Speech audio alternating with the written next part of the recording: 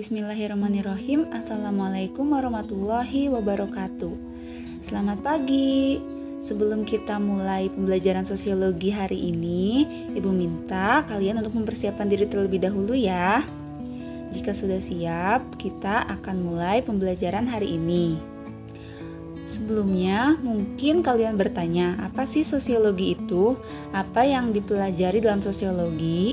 Di kelas 10 ini, kalian akan belajar lebih mendalam tentang sosiologi, mulai dari macam kajian pembelajarannya hingga manfaat mempelajari mata pelajaran ini. Dari 2 video yang Ibu berikan sebelumnya, kalian jadi bisa lebih paham kan? Ternyata dalam diri manusia itu terdapat atribut-atribut yang tidak dapat dilepaskan, yaitu di sisi lain manusia sebagai makhluk individual dan di sisi lainnya manusia adalah makhluk sosial. Sebagai makhluk individu, manusia memiliki kepribadian yang unik. Dia memiliki penampilan fisik, kemampuan, kebutuhan, perasaan, dan sikap yang berbeda dengan sesamanya. Keunikan ini dapat dilihat ketika seseorang bereaksi terhadap situasi dalam hidupnya. Perlu diketahui bahwa kata individu mempunyai makna yang berbeda dengan individualisme dan individualis. Individualisme adalah paham yang mementingkan hak perseorangan di samping kepentingan masyarakat atau negara. Sedangkan individualis adalah sikap yang mementingkan diri sendiri. Dan kata individu itu sendiri dalam konsep manusia menunjukkan bahwa manusia adalah makhluk yang otonom. Sebagai makhluk yang otonom, manusia memiliki kebebasan dalam menentukan pilihannya dan bertanggung jawab atas pilihannya itu. Bagi kita, kesadaran bahwa manusia merupakan individu yang unik hendaknya mendorong kita semua untuk dapat saling bertoleransi, hidup dan bekerja sama dengan damai dalam masyarakat. Dengan menyadari perbedaan individu, kita akan dapat memahami diri kita dan menerima diri kita dengan lebih baik. Dengan mengetahui perbedaan individu, kita juga bisa memberikan perhatian kepada orang lain, memahami masalah orang lain, juga mencoba untuk mentolerir mereka. Selain sebagai makhluk individu, manusia juga merupakan makhluk sosial. Menurut seorang filsafat bernama Aristoteles, manusia pada kodratnya adalah makhluk sosial. Dia tidak akan memperoleh keutamaan dan menjadi baik jika dia tidak mempunyai teman dan terasing dari masyarakat. Menurutnya, manusia harus hidup dalam masyarakat. Kehidupan sosial sangat kita butuhkan. Sejak lahir, seseorang sudah membutuhkan bantuan orang lain untuk memenuhi kebutuhannya. Kebutuhan inilah yang mengarahkan manusia untuk hidup bersama dengan orang lain. Selanjutnya, kita akan membahas mengenai konsep dasar sosiologi. Istilah sosiologi itu sendiri pertama kali dikemukakan oleh seorang ahli filsafat dari Prancis bernama Auguste Comte. Karenanya, Auguste Comte dijuluki sebagai bapak sosiologi. Beliau hidup di masa revolusi industri dan revolusi Prancis. Di masa revolusi industri dan revolusi Prancis itu, keadaan masyarakat sangat ricuh. Karenanya, Comte merasa dibutuhkan suatu ilmu untuk mempelajari masyarakat, dan lahirlah ilmu sosiologi.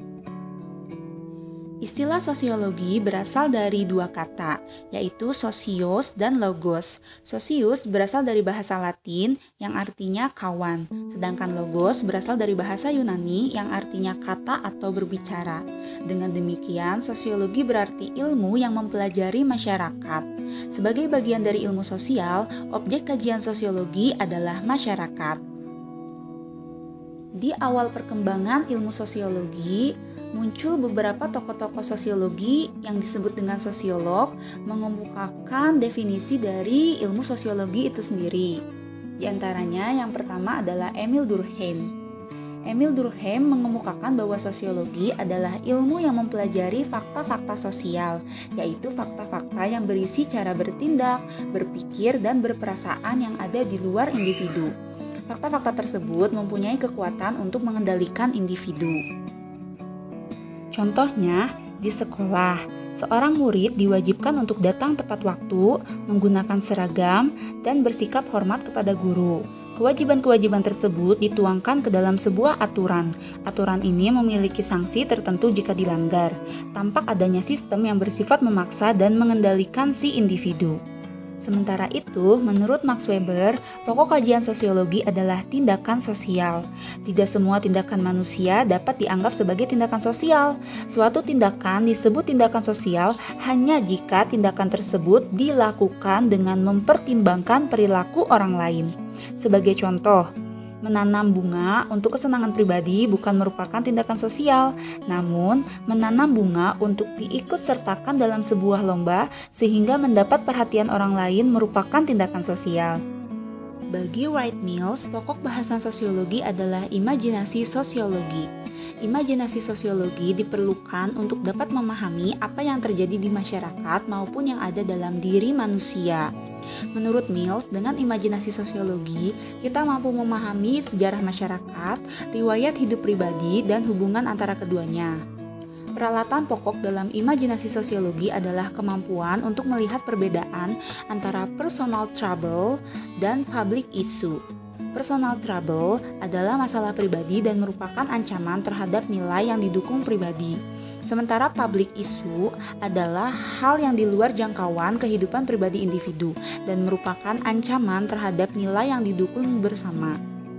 Contohnya, kota yang berpenduduk 100.000 jiwa hanya memiliki seorang pengangguran. Bagi orang tersebut, pengangguran merupakan masalah pribadinya.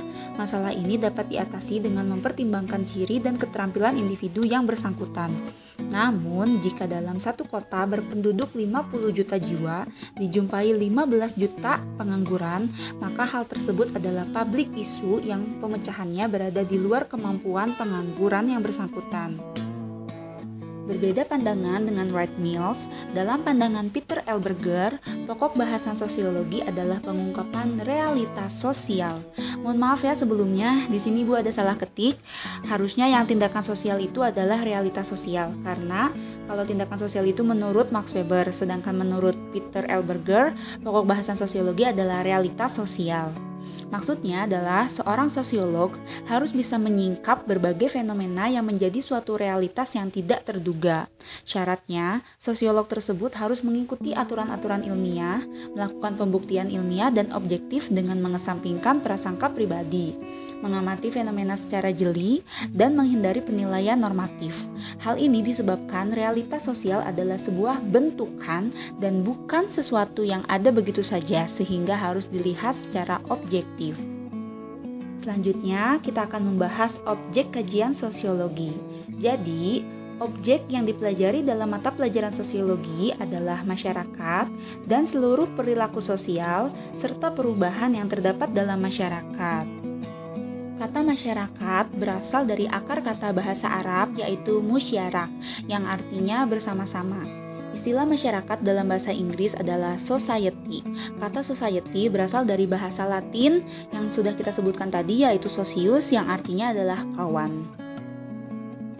Ada beberapa pandangan mengenai apa itu yang disebut dengan masyarakat. Masyarakat sebagai objek studi sosiologi merujuk pada sejumlah manusia yang telah sekian lama hidup bersama. Mereka juga telah menciptakan berbagai peraturan pergaulan hidup. Ada beberapa unsur yang terkandung dalam istilah masyarakat. Unsur-unsur tersebut diantaranya adalah yang pertama, masyarakat adalah sejumlah manusia yang hidup bersama dalam waktu yang relatif lama. Di dalamnya, manusia saling mengerti, merasa, dan mempunyai harapan-harapan sebagai akibat dari hidup bersama itu. Unsur yang kedua adalah memiliki sistem komunikasi dan peraturan yang mengatur hubungan antara manusia dalam masyarakat.